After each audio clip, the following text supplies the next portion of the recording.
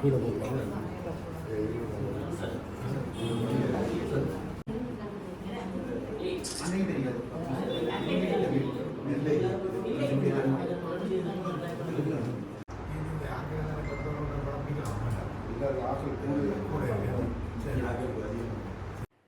தமிழ் மக்களுக்கு ஒரு கூட்டாட்சி முறையில், ஒரு சமஷ்டி முறையில் இலங்கையில் உரிமைகளை பெற வேண்டும் என்ற நோக்கத்தோடு அந்த கட்சியை நிறுவினார்.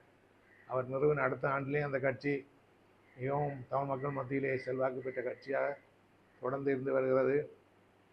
அவருடைய நோக்கம் வடக்கு கிழக்கு மாகாணங்களை உள்ளடக்கிய ஒரு கூட்டாட்சி முறையிலே இலங்கையில் 3 அல்லது 5 வடக்கு கிழக்கு ஒன்று, மலைநாடு தென்பகுதி அல்லது 5 மாநிலங்களை கொண்ட ஒரு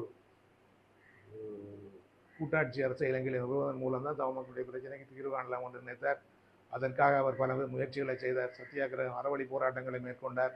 பண்டார் செல்வா ஒப்பந்தம் பண்டார் நாயக்கோட உடன்படிக்கை செய்தார்.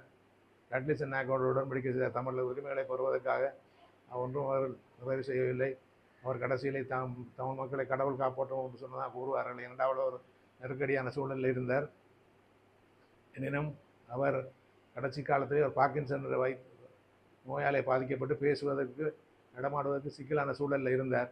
ஆனாலும் பாராளுமன்றத்தில் கத்தி பேசுபவர்களை விட அவர் அமைதியாக அவருடைய பேச்சை எல்லாரும் மிகவும் அமைதியாக கேட்பார்கள். ஒரு ஒரு குண்டூசி விழுந்தால் கூட பாராளுமன்றத்தில் சத்தம் கேட்கக்கூடிய சூழலில் அவருடைய பேச்சை சிங்கள அரசியல்வாதிகள் கேட்டார்கள். அவர் இறுதி காலத்திலே பிரிந்திருந்த தமிழ் மக்களை ஒன்றாக்கி தமிழர் விடுதலை கூட்டணியை உருவாக்கினார்.